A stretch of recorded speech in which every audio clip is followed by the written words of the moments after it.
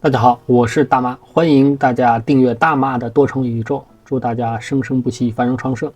今天呢，继续通读《乱世迷音》，注意这是通读，不是朗读啊，也不是演播剧的那种演读，所以呢，追求的是速度啊。如果大家觉得这书有意思啊，这的确有意思。邱岩老师的《乱世迷音》是一种特殊的历史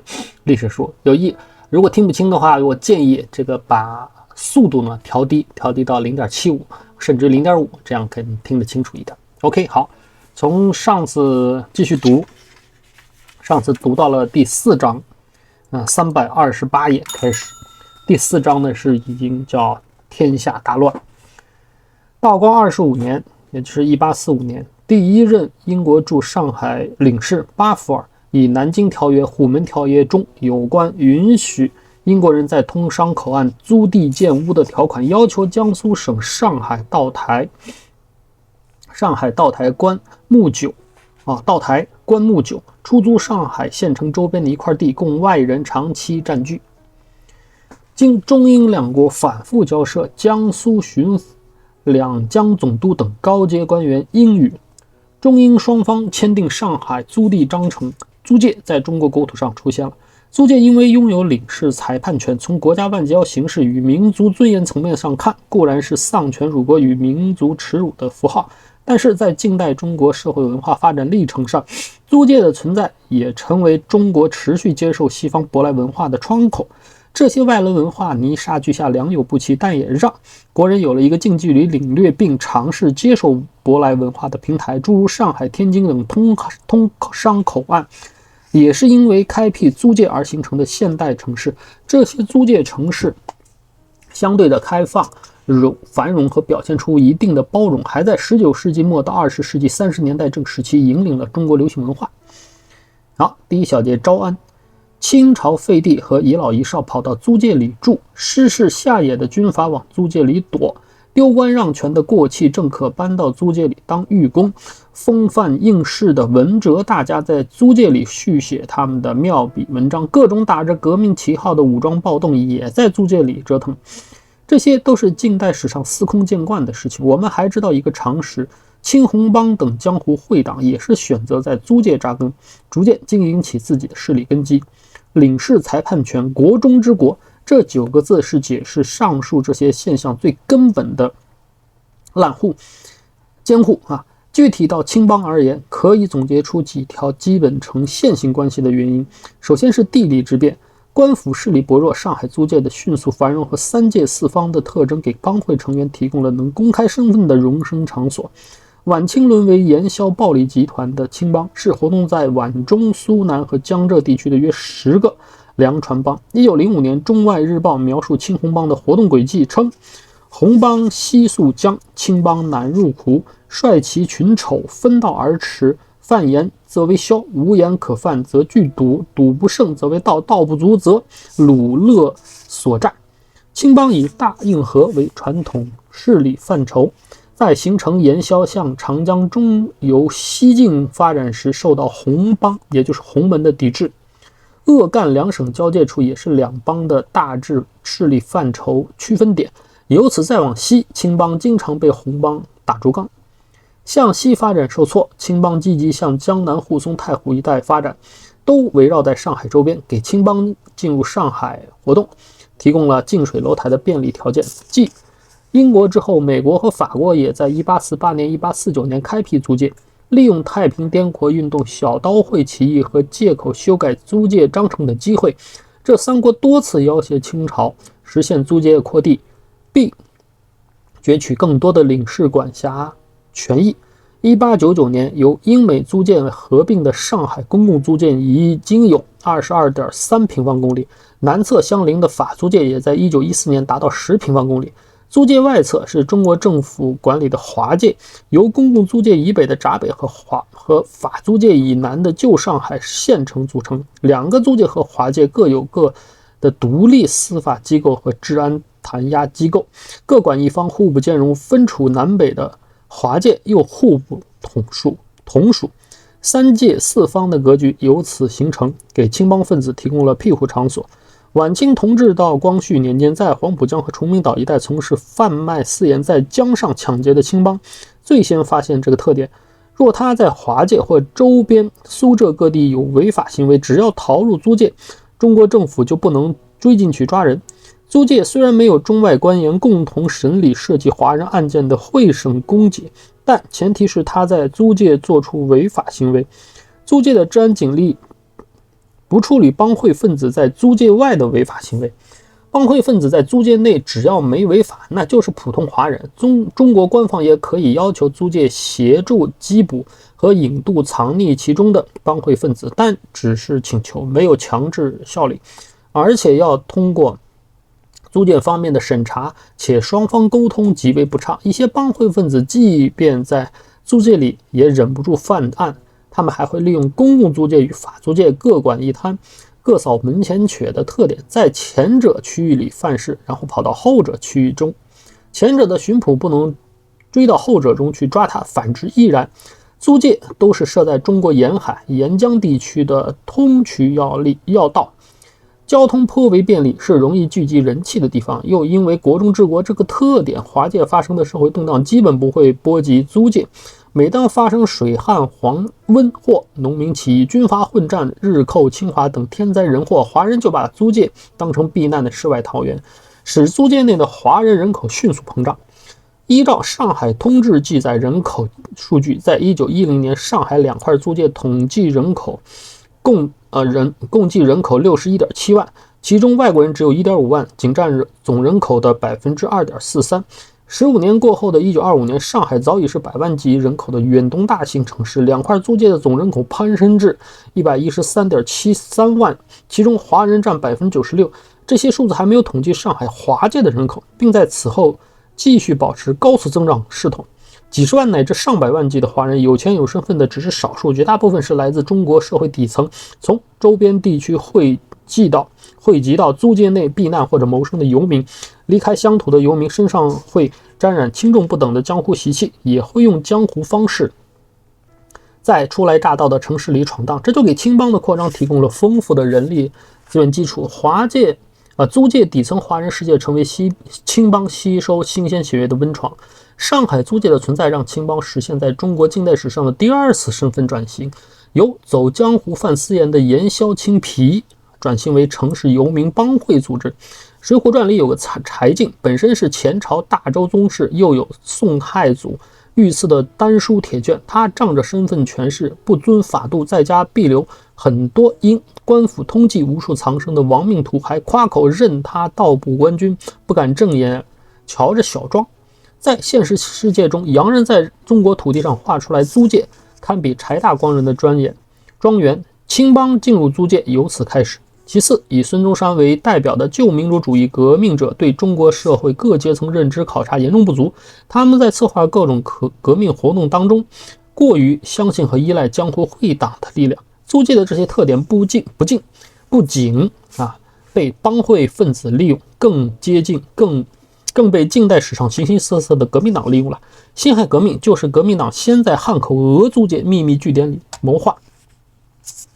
在造炸弹时走火爆炸，惊动俄国巡捕，事情败露，只好提前行动。次年年初，在清室商讨退位前后，革命党欲行刺袁世凯和清朝宗社党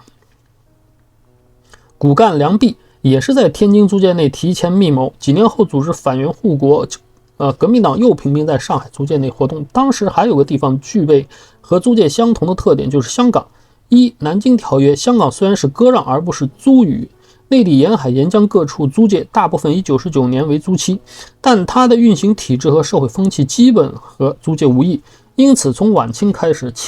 香港成为广东当地声势最大的三合会等红帮的荣升巢穴，以及革命党从事反清活动的基地。在中国历次改朝换代的大动荡时期，江湖会党和民间会道门都能很积极的参与其中，但江湖会党参与起事往往动机不纯。像太平天国刚兴起，在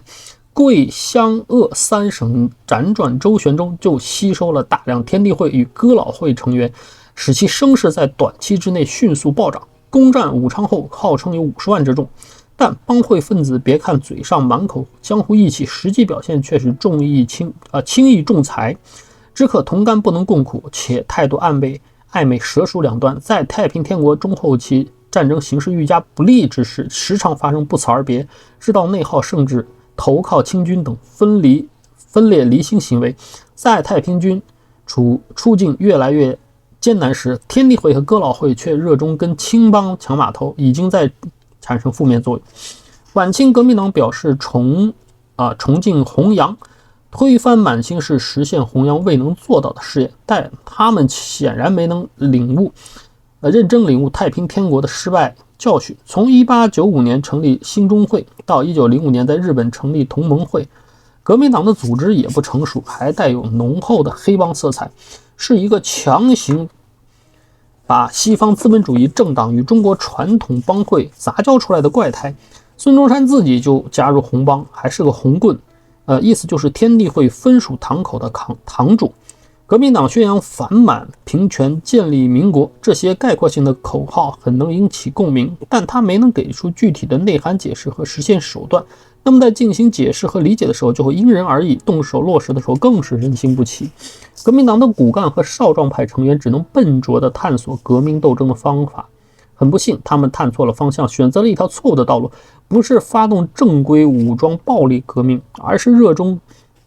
谋划侠客革命，利用革命党人很多出生于鄂闽江浙的特点，凭发挥相宜的人际作用和驱逐鞑虏等反满口号，与香港、上海租界内的青红帮会党广泛交往，合作对抗清朝官府，或者制造炸弹搞暗杀。有很多革命党人是在日本吸收进来的中国留学生，其中一些人学医，对现代化学有一定了解，先由这些人摸索学习配炸药，然后在少壮派成员里物色死士，行刺清朝满汉重臣或北洋军政要人，既没有自己的根据地，也没有自己的枪杆子，幻想通过暗杀擒贼先擒王，依靠在局部地区一次次发动梁山好汉闹江州的暴动，就能快速实现革命成功。失败之后，再一厢情愿地认为，至少牺牲者的热血可以唤醒蒙顿的民族，这等浅薄的革命能取得成功才怪呢。牺牲者的热血也不过是夏老栓给儿子治痨病蘸馒头用的药方，也就是残灯末妙的清朝官府实在柔弱，镇压力量不足，袁世凯头脑发昏，开历史倒车要称帝，才给革命党继续残喘的时机。晚清的革命党和镇压革命者，两者斗法的看点不是看谁斗争手段更高超，筹划更周密，而是看谁表现更愚蠢纰漏更多。在1895年孙中山亲自指挥的广州起义，1900年惠州起义中，革命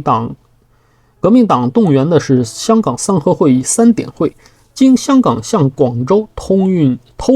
武器。1906年的湖南平流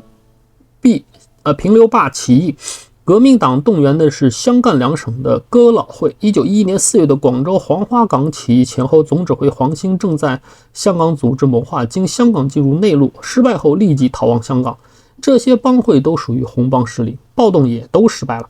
1911年10月武昌起义发生，就是在次月月初，革命党依靠上海租界的青帮会党发动起义，却取得了看上去很让人振奋的结果。这得益于陈其美为首的江浙籍革命党人笔者主要参考了《上海文史资料选集》第54集《旧上海的帮会书》中讲考洪门历史初探这篇文章的第7章洪门在上海的活动，第2节上海洪门在辛亥革命中的活动和第3节洪门在北伐战争中的活动。陈其美是浙江湖州人，湖州就在太湖边上，离沪浙两地都很近。和学医出身、书生气太浓的孙中山不同，陈是当铺里学徒出身，具有商人巧捷万端的秉性，常年在社会上混。在他还没去日本东京加入同盟会之前，就已经在上海加入了青帮，属大字辈。1908年春，他回到上海，在闸北建立同盟会上海分部，开始发展青帮分子作为暴动骨干力量。他具有商人八面玲珑的性格，又有相宜之力，而且当时清廷还允许上海华界搞自治市政和警察治安力量由民间商团负责。陈其美通过拜把子、歃血结义这些常见江湖套路，很快就和当地青红帮势力上海商团打成一片，黑白通吃。应贵兴、张尧清、李征武等青帮头目纷纷敬尊他为盟主。他又通过帮会头目提供的人脉渠道，积极联络清军江南提督在上海周边驻京将领。1911年10月，武昌起义发生，11月3日，陈其美就以上海青红帮分子组成的同盟会敢死队为主力发动起义。默认上海道台刘焉义是一个软骨头，还没见到革命党的人影呢，刚听到枪响就给吓跑了。只有驻守江南制造局的少量清军在总办张世衍带领下做激烈抵抗，围攻制造局不利。陈其美居然学古代说客，只身到制造局谈判，试图对张世衍深明民族大义，劝对方投降，自然被后者扣押。好在制造局的抵抗只维持了1晚。张世衍在次日清晨带着亲信逃入租界，制造局守军群龙无首，宣布投降。上海光复陈其美自命为护军都督。上海光复轻而易举，里面有很多客观因素。这里是西方殖民势力在中国的桥头堡，随着租界扩张，官府的势力不断退缩。清军护松巡营将领之前和陈其美多有通气。武昌起义发生当月，已经有6个省宣布脱离清朝独立，这些人都很识时务，即使不明确表态支持革命，也知道按兵不动，观望变局。正是驻守镇江的清军兴盛营徐宝山部，干脆就是几年前两江总督刘坤一招抚的青帮盐枭。陈其美用江湖兄弟的名义派人去游说，许诺事后让对方掌管扬州盐务。徐宝山在后力诱惑下立即表示加入革命军。11月19日，上海各国领事联合发布中立宣言，表示维持租界秩序，防止因武昌起义引发的动荡蔓延到租界，对租界周边驻守清军起到警告作用。除了同盟会，上海还有光复会力量和城乡工程局商团民军。革命党相互之间虽然常有分歧，但在推翻清朝这点上，政治态度是完全一致的。在进攻制造局的战斗中，光复会就发挥了重要作用。1912年初，清室退位，袁世凯略微施展权术，就攫取大总统职位，让新成立的民国政府北迁北京。辛亥革命的唯一成果成了奉送给北洋权臣的嫁衣。陈其美因坚定的反袁态度，成为袁世凯的眼中钉。袁世凯是行伍出身，在练兵识人方面眼光独到，在军政两道更是一根精明滑头的老油条。陈其美在革命党中虽说是矬子里拔将军的人杰，可是比老袁就差远了。袁世凯知道上海的重要意义，也知道上海已成为南方革命党盘踞的要地。就在1912年1月，辛亥革命还并没有结束，清室还没有决定退位的时候，陈其美为了夺权，就急不可耐地指使蒋介石刺杀了光复会的陶成章，更导致南方革命党内部派系矛盾加剧。这都给袁世凯送上可乘之机，他抓住革命党人的弱点，逐次下诏，热情拉拢光复会出身的浙江军政实权人物朱瑞。1912年7月，任命朱瑞为浙江都督，实际把控了浙江的兵权。同月，解除陈其美护军都督官职。9月，他以临时大总统名义发布通商严禁秘密结社文，打压与革命党关系密切的帮会。各地方如有秘密组织意图骚乱者，不问是何名称，均即按刑律命令解散。自解散后，若再秘密组织意图聚众骚扰，或者有阴谋内乱及妨害秩序各情事，则情律均列有专章，尽可随地逮捕，按法承办。当年年底用重金收买贪财的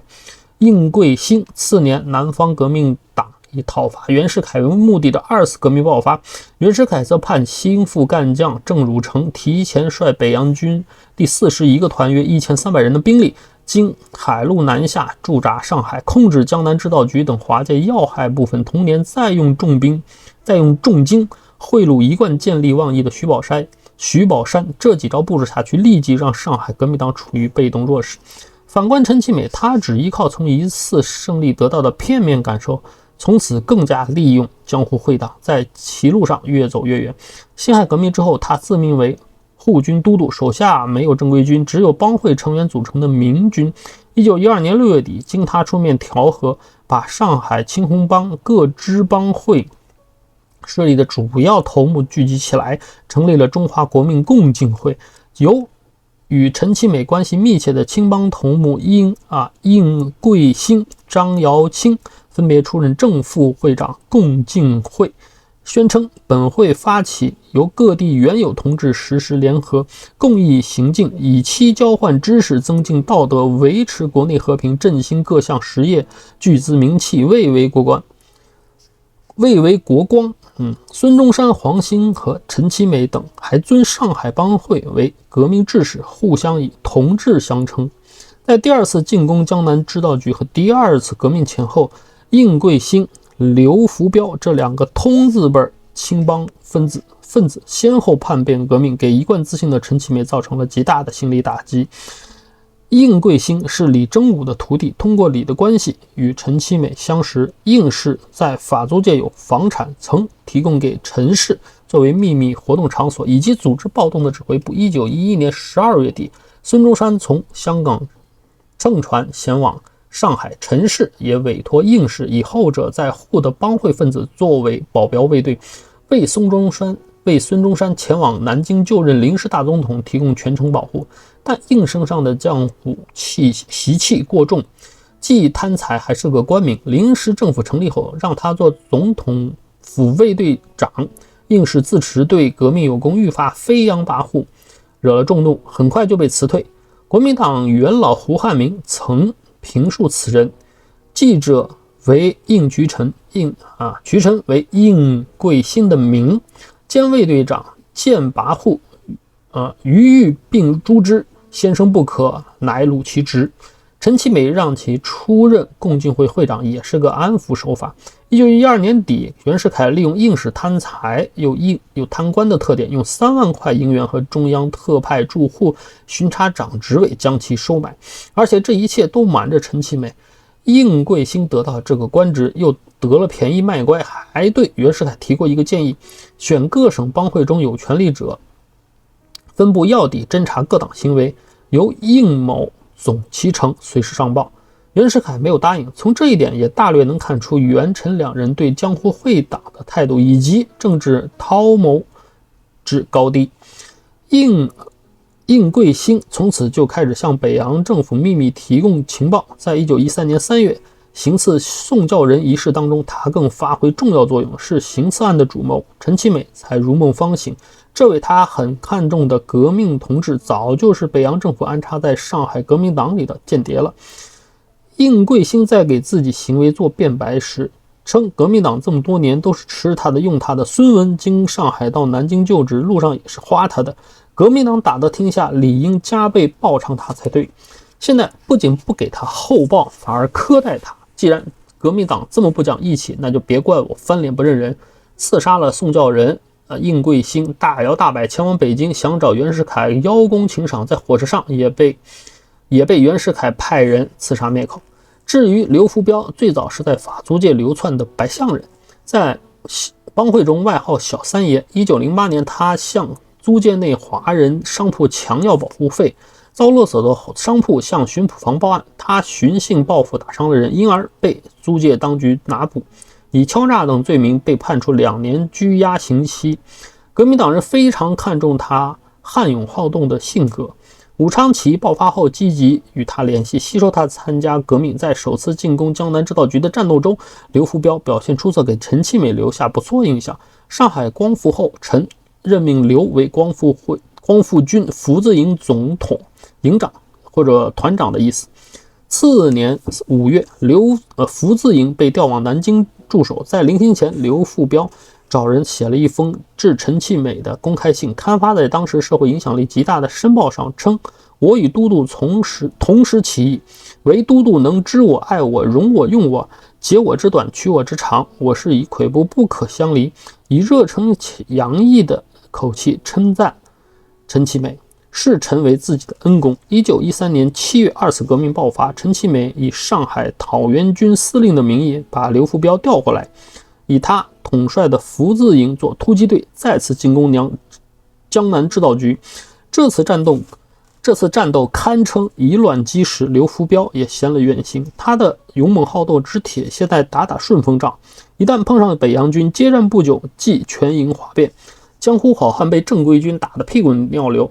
狼狈逃窜。一部分残军败将又想起来往租界跑的老招数，被租界的洋兵搅了气。陈其美只好让刘福标带领剩余半兵赶紧支援护松炮台。然而后者已在暗中和袁世凯派来的代表开始接洽，盘算出卖恩公和向北洋军献护松炮台的方式，在袁世凯面前将功补过，换取功名。护松炮台司令、原南京临时政府内政次长、国民党元老居正保持警惕性，强行解除留部武装，才没有让其得逞。在利用江湖会党对正规军作战失败后，陈其美只好重新拾起暗杀、游说等侠客革命套路，但他轻视了一件事情：帮会分子没有坚定的政治追求，革命党历次暴动，凡是拉拢利用青红帮会势力，不能光靠讲相宜攀交情，还要许诺丰厚的实际利益。即便如此，帮会分子还会多次出现坐地抬价，或者在形势不妙时拔腿开溜的劣迹。更关键的是，靠重金收买来的帮会分子，既然能拿革命党的好处为革命党包做人，也就是做杀手，那么也就能拿镇压革命者的好处替对方做相同的事情。革命党喜欢搞暗杀当侠客，镇压革命者也如法炮制。1916年，袁世凯又买通了陈其美最信赖的结义兄弟李争武，通过李的门徒张宗昌以合作开煤矿公司为名，将急于筹措革命经费的陈其美诓骗到上海法租界萨坡塞路，将其暗杀。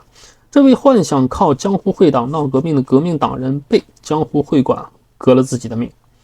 这一历史问题的研究可以见于以下论著：陈其美革命活动述评，西北大学学报，1955年第2期；陈其美传，上海社会科学出版社1985年。关于评价陈其美的几个问题，学术月刊1986年4期。刘小泉2次革命前后陈其美反袁斗争述论，湖南师范大学中国近代史2003年4月版。陈其美死后，革命党人并没有接受教训，居然继续重用帮会。后续领导护松武装暴动的是另一个元老级革命党人韩辉，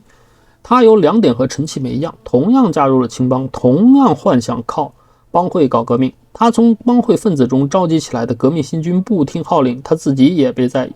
在1922年被江苏督军祁宏元捉拿处决。革命党人对帮会如此情有独钟，是过于看重后者可以依靠租界容生的特征。革命党人普遍崇尚侠客文化，把帮会分子违法作乱的行为视为敢于反抗官府的革命精神，把江湖会党当成参与革命的骨干力量。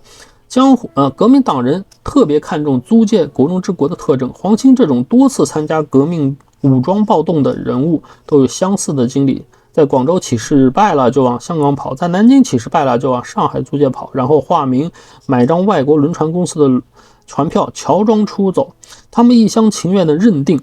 租界是存留革命种子的庇护所，租界内的帮会分子是铲不进的革命军。经过几次暴动的失败，革命党人逐渐意识到江湖会党身上的很多劣根性，但一方面普遍自视甚高，就像陈其美这种人顽固的自信有化匪为兵的才能；另一方面，孙中山等人也多次伸伤会党的散漫傲横，批判各路江湖帮会假革命之名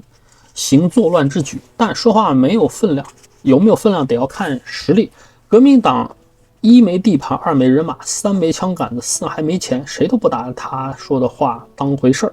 革命党折腾的革命既是侠客革命，也是要饭革命、乞讨革命。孙中山和陈其美等人很大一部分精力是用在四处筹措革命经费。应贵兴和李争武都是原籍宁波的商人或富商子弟，既是江湖人也是生意人，他们出钱出力支持革命，都带有政治投资的功利目的。既然是投资，自然就要要求回报。可革命党多年来毫无建树，闹革命归闹革命，屡闹屡败，越革命命越惨，闹的投资人血本无归，谁还沉得住气呢？正因为革命党人头脑眼光的局限，在清末历次反清反元的武装暴动中，他们把江湖会党视为革命力量，使青帮原本不合法的地位在民国初开始得到了一定程度的认可。青帮成员在革命光环加持下，社会身份得到提高。就像1913年在攻江南织造局的上海讨袁军当中，既有陈其美的学生蒋介石，也有青帮的臧中仓。后者在数年后投靠奉系军阀张作霖，还拉起了一支以白俄雇佣军和土匪组成的直辱联军，并以若干荒言不经的言行被世人称为混世魔王、狗肉将军，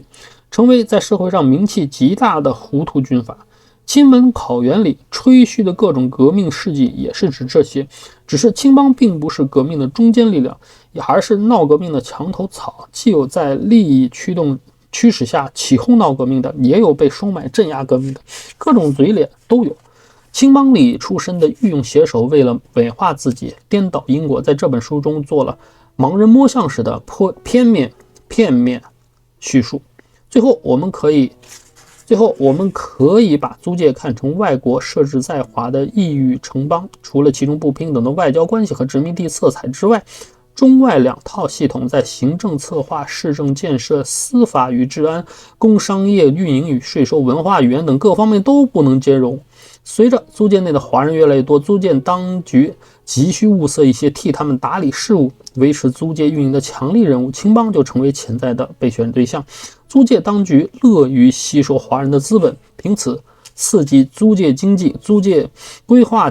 格局和市政管理体系全盘西化，也给旧中国提供了现代化城市建设的模板。青帮分子跑到租界，如果他们都无所事事的游手好闲，就会成为四处惹事的白象人，继续祸害。解决的办法就是安排一些他们适合做的正经事。当租界发展成繁荣的开放型工商业城市，也就给青帮分子提供了与之相似的工作机会。有一些是在旧中国城市里就有的传统型工作租界不进黄赌徒，只要照章纳税，妓院和赌场都能合法营业。这类场所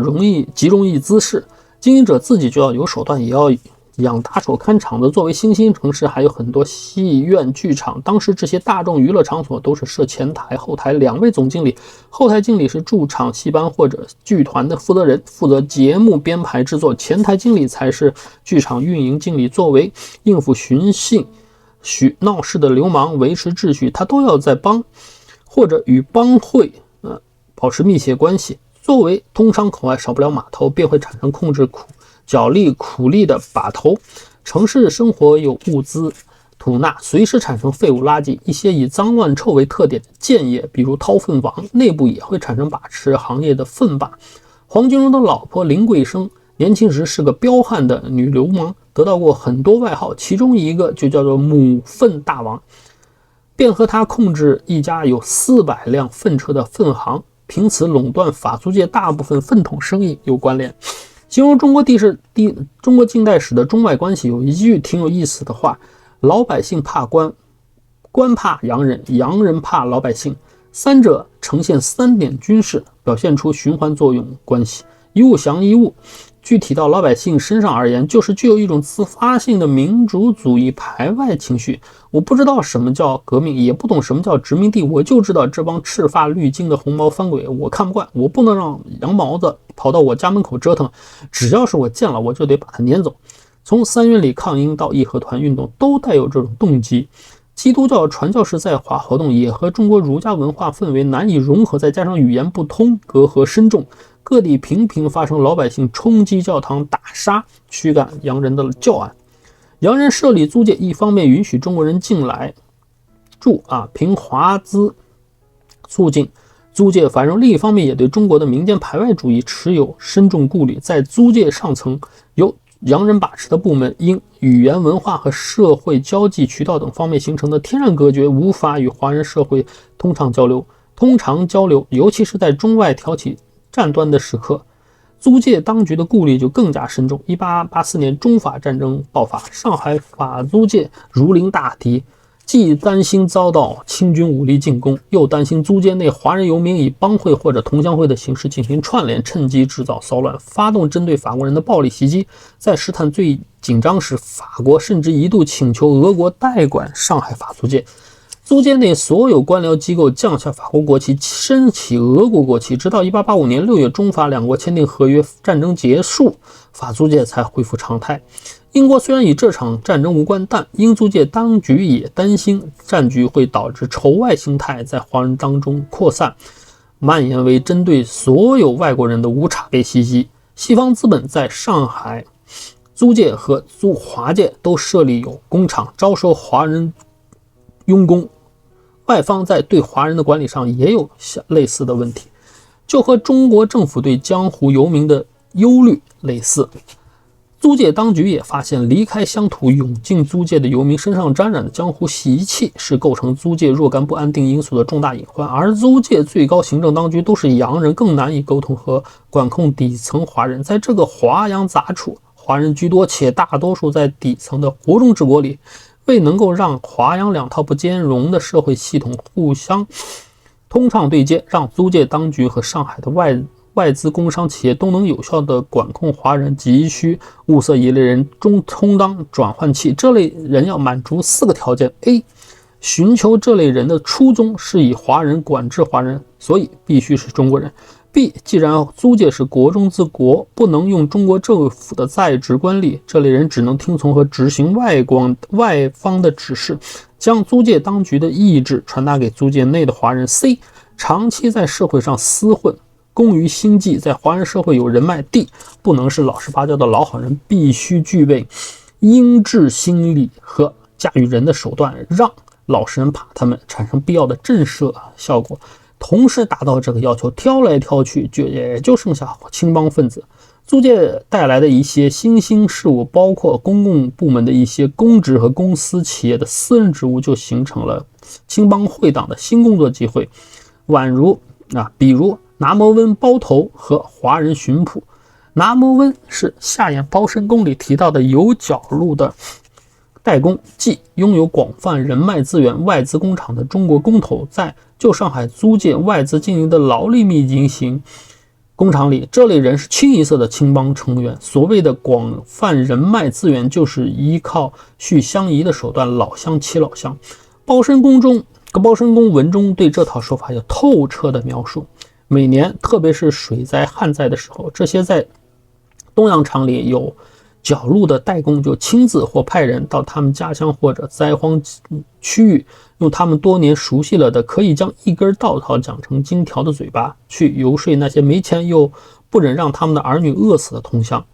上海作为工商业城市，既有中国最早的现代工业基础，也有了真正意义的产业工人。工人虽然受到资方剥削，但最起码在法律上拥有自由身份。工人阶级搞工人运动，组织工会与资方进行谈判，有较大的灵活性。但包身工的属性是工奴，他们的父母与拿摩温签署的是带有卖身契性质的租约，聘中严明，包生费大洋20元，限期3年。自进厂后，听任招工员教训，不得有违。倘有走失拐带，天年不测，均归出比人承认，与招工员无涉。先承包洋10元，人银2交，恐后无凭，立此包身契，据事实。通过包身契，拿摩温对包身工建立人身控制关系，前者把后者带到工厂后，实施如同囚禁的封闭生活管制，后者没有人身自由，也难以与外界沟通，因此包身工更难以组织起来，不便参与工人运动。处在外国资方的立场上看，包身工就更好管束，更听话。资方通过重用青帮拿摩温，就可以实现驱使包身工。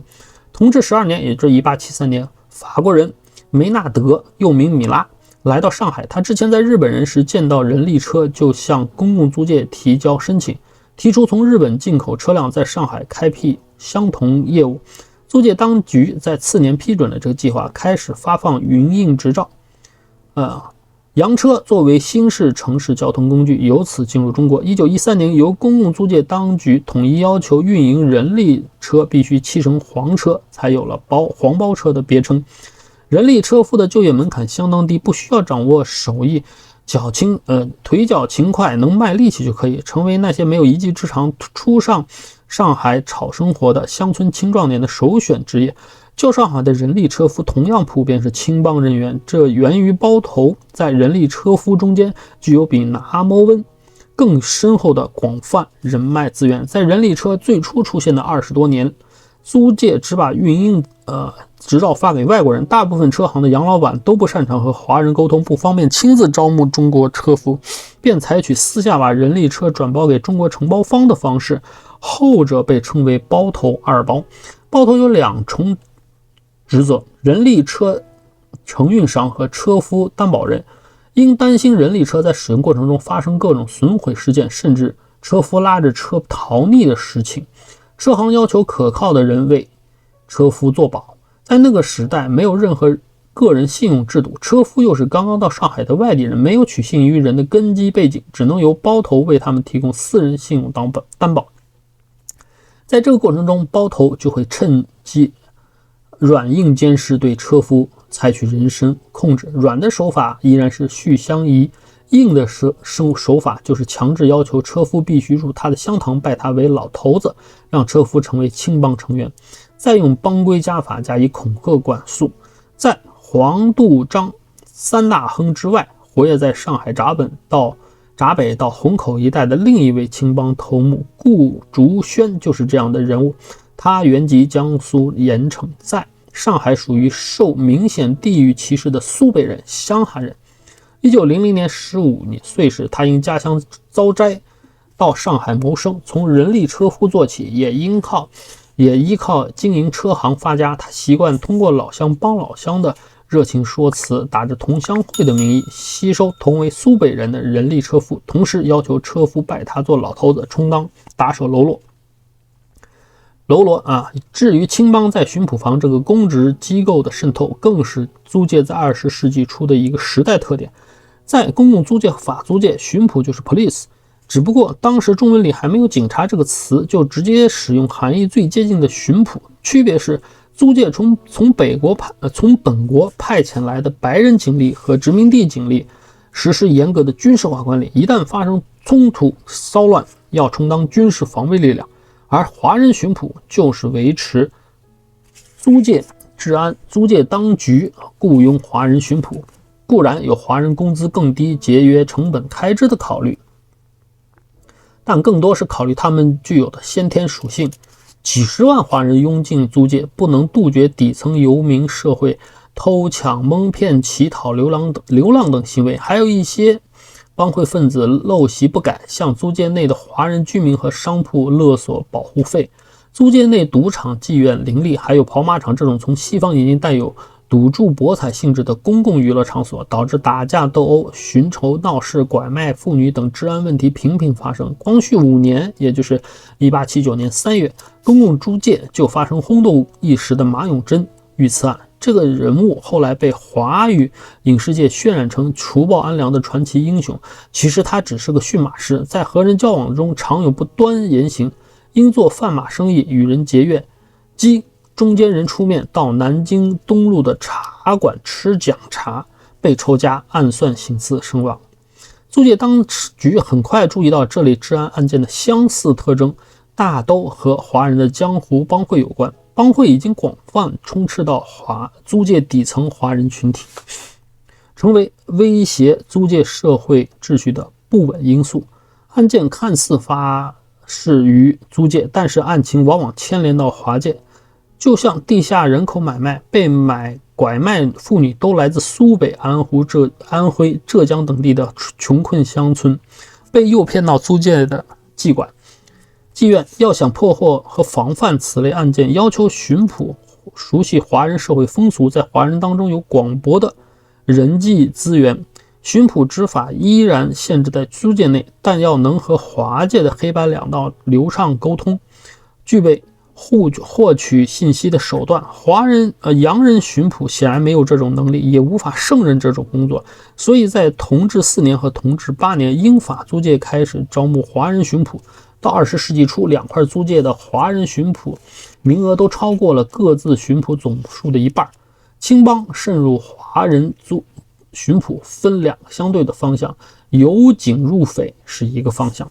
等等啊，这已经到了350页。那今天比较晚，先读到这儿。